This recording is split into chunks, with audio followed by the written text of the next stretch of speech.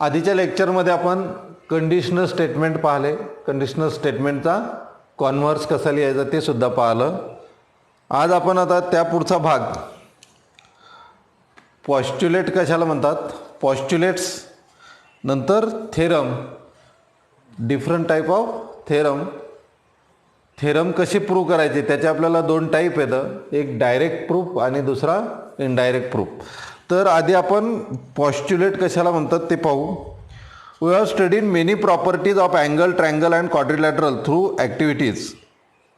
आतापर्यंत आपण angles, triangles आणि क्वाड्रिलॅटरल यांचे टाईप पाहिले आणि त्यांच्या प्रॉपर्टीसुद्धा पाहिलेल्या आहेत.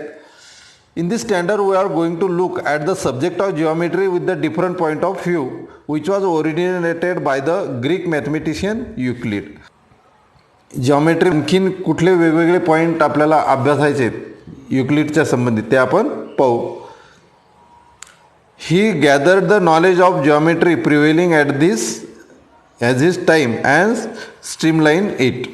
तर युक्लिडनं काय केलं, त्या काळानुसार जी माहिती होती ती काय केली, त्यानं कलेक्ट केली आणि त्यानं व्यवस्थित मांडणी केली. He took for a granted some self evident geometrical statement which were accepted by all and called the postulate. त्यानंतर युक्लिड जे त्यांनी काय केलं, he took for a granted some self evident geometrical statement. Self evident म्हणजे एखादी गोष्ट जी आहे तिला जर काही पुरावा नसला, एव्हिडन्स नसला, तर तिला सेल्फ इव्हिडंट म्हणून घेतलं की ही गोष्ट सिद्धच आहे असं त्यांनी घेतलं. आणि ज्या गोष्टीला पुरावा आपण देऊ शकत नाही, कारण आपण ती सिद्धही करू शकत नाही, तर ही गोष्ट खरीच आहे अशी समजून त्यांनी काही गोष्टीची मांडणी केली आणि त्याला त्यांनी काय नाव दिलं, पॉस्ट्युलेट असं म्हटलं. थोडक्यात पॉस्ट्युलेट कशाला म्हणायचं, तर युक्लिडनी जे काही आपल्याला 4-5 गोष्टी सांगितलेल्या आहे की ते गृहीत आहे, गृहीत खरं धरलेलं आहे की ही गोष्ट खरीच आहे, त्याचा आपण प्रूफ देऊ शकत नाही, तर त्यांना आपण पॉस्ट्युलेट असं म्हणतो. He showed that one of the basis of postulated some more properties can be proved logically. आणि पॉस्ट्युलेटच्या साहाय्यानं आपण काही गोष्ट लॉजिकली किंवा तर्काच्या आधारे काय करू शकतो, सिद्ध करू शकतो. Properties proved logically called as theorem. आपल्याला लॉजिकली आपण काही ज्या प्रॉपर्टी जॉमेट्रीमध्ये काय करणार आहे, प्रूव्ह करणार आहे किंवा सिद्ध करणार आहे, त्यांना आपण काय नाव देणार आहे, नंतर आपण त्यांना थेरम असं म्हणणार आहे. Some of Euclid postulate are given below. आपल्याला इथं काही युक्लिडचे पॉस्ट्युलेट दिलेले आहेत आणि ते पॉस्ट्युलेट आता आपण पाहू. First postulate is given, there are infinite line passing through a point. Postulates.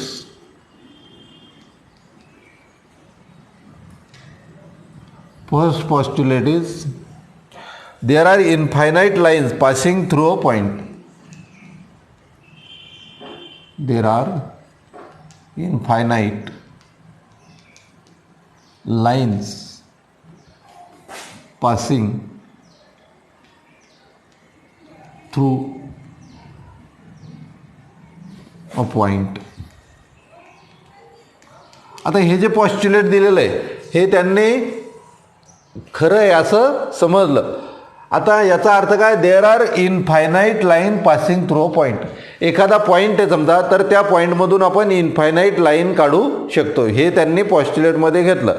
हे आपण सिद्ध करू शकत नाही. आपण याची फिगर ड्रॉ करू शकतो की suppose this is a point, from this point infinite line can be passing through this line can be drawn. तर अशा आपण इनफायनाईट लाईन एका पॉईंटमधून काढू शकतो, परंतु आपण ते लॉजिकली प्रूव्ह करू शकत नाही, आपण त्याची फिगर ड्रॉ करू शकतो. तर this is our first postulate which is given by the Euclid.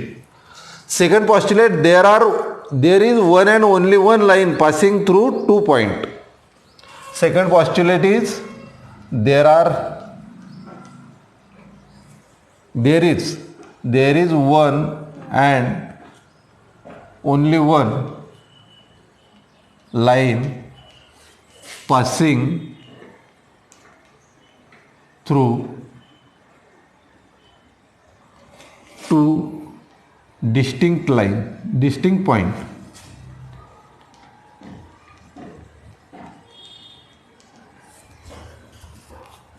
There is one and only one line, एक आणि एकच रेषा आपण काढू शकतो. कशामधून? Through two distinct point.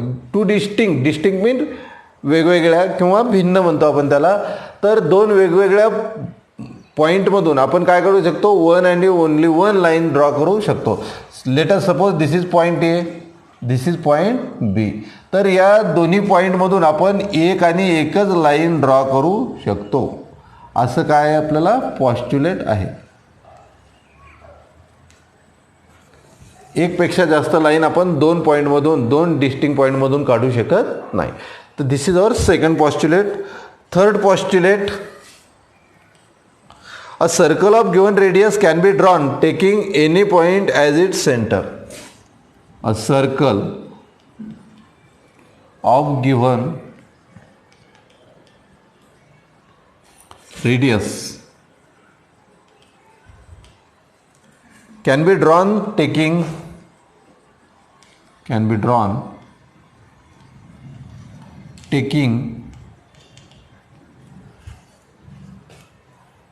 any point as its center. Any point as its center. तर कुठलाही पॉईंट सेंटर घेऊन आपण काय काढू शकतो? कुठल्याही रेडियसचं सर्कल आपण ड्रॉ करू शकतो. This is our third postulate. Then fourth postulate is all right angles are congruent with each other. तर सर्व ऑल राईट अँगल, सर्व जे राईट अँगल्स आहेत हे कसे आहेत? एकमेकांना कॉन्ग्रुएंट आहेत. असं एक पाचवं पॉस्ट्युलेट आहे. Fourth postulate, that is all right angles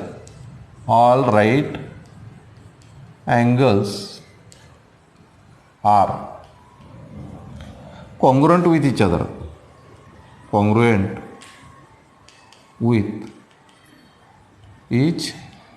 Other. Then fifth postulate,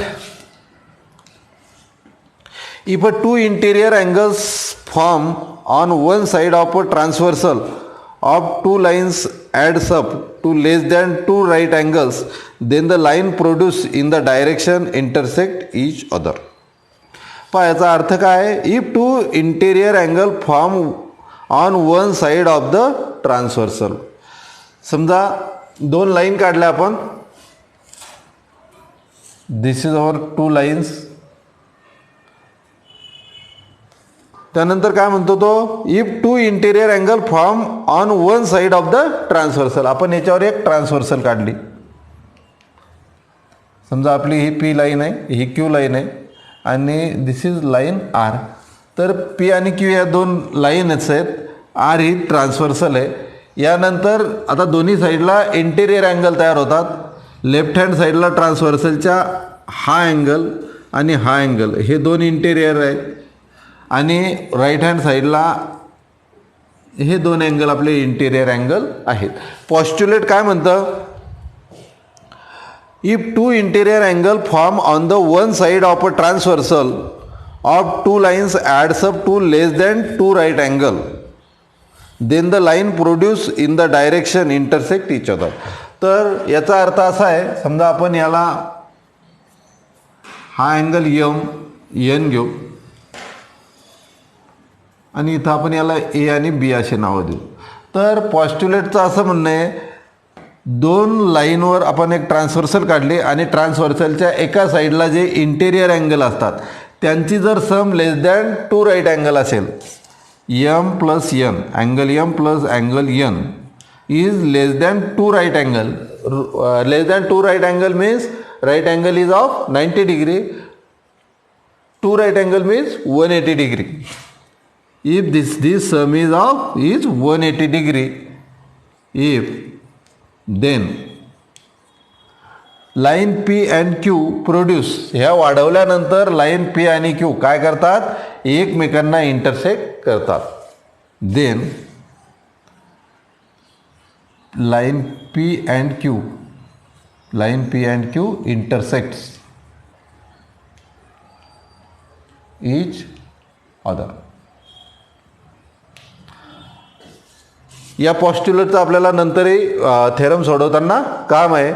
तर दोन लाईनला आपण ट्रान्सव्हर्सल काढले, ट्रान्सव्हर्सलच्या कुठल्याही एका साईडला, left hand side or right hand side, तर दोन्ही बाजूची जी इंटेरियरची जोडी असते त्याची सम जर 180पेक्षा कमी येत असेल तर ह्या ज्या दोन लाईन आहेत, ह्या दोन लाईन प्रोड्यूस केल्यानंतर किंवा एक्सटेंड केल्यानंतर, वाढवल्यानंतर ह्या कुठंतरी पुढं जाऊन इंटरसेक्ट होणार आहेत.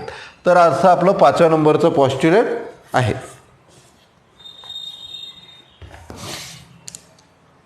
We have verified some of this postulate through activities.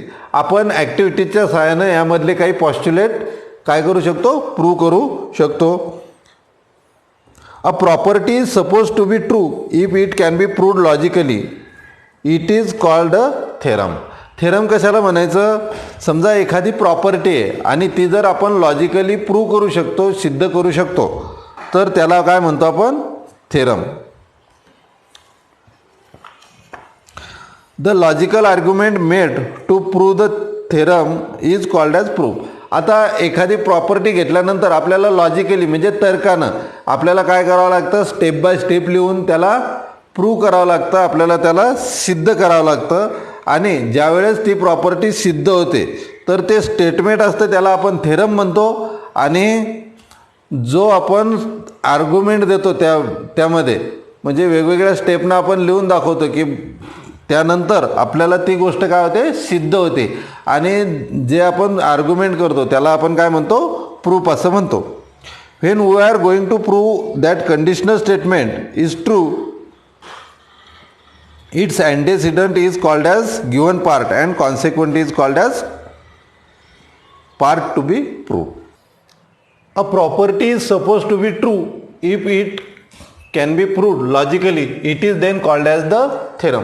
एखादी प्रॉपर्टी आहे, एखादा गुणधर्म आहे आणि तो जर आपण लॉजिकली प्रूव्ह करू शकत असलो किंवा आपण काही लॉजिक लावून किंवा आपण त्याला काही आपल्याला जे आपण शिकलेलो आहे त्याचा आधार घेऊन आपण त्याला काय करतो, सिद्ध करू जर शकत असलो, लॉजिकली जर तर्कानं आपण त्याला सिद्ध करू शकत असलो तर त्या स्टेटमेंटला आपण काय म्हणतो, थेरम असं म्हणतो. हे तुमच्यासाठी खूप महत्त्वाचं आहे. 9वीमध्ये अनवीन पार्ट असल्यामुळं हे खूप महत्त्वाचं आहे. It is then called as the theorem. तर एखादं स्टेटमेंट जर आपण लॉजिकली प्रूव्ह करू शकत असलो तर त्याला आपण थेरम असं नाव देतो. त्यानंतर the logical argument made to prove the theorem is called as proof. जर आपण जे लॉजिकल आर्ग्युमेंट देणार आहे स्टेप बाय स्टेप, त्या स्टेप बाय स्टेप सर्व आपल्याला जे लिहावं लागणार आहे त्याला काय म्हणतो आपण, that is called as the proof. While giving the proof. आता प्रूफ देताना काय करतो आपण एखादं कंडिशनल स्टेटमेंट लिहितो आणि कंडिशनल स्टेटमेंटचे आपल्याला दोन भाग असतात, इफ आणि देन. इफ नंतर येणारा भाग, देन नंतर येणारा भाग. तर इफ नंतर येणारा जो पार्ट आहे त्याला काय म्हणतो आपण, अँटेसिडंट म्हणतो. आणि देन नंतर येणारा पार्ट आहे त्याला आपण कॉन्सिक्वंट असं म्हणतो.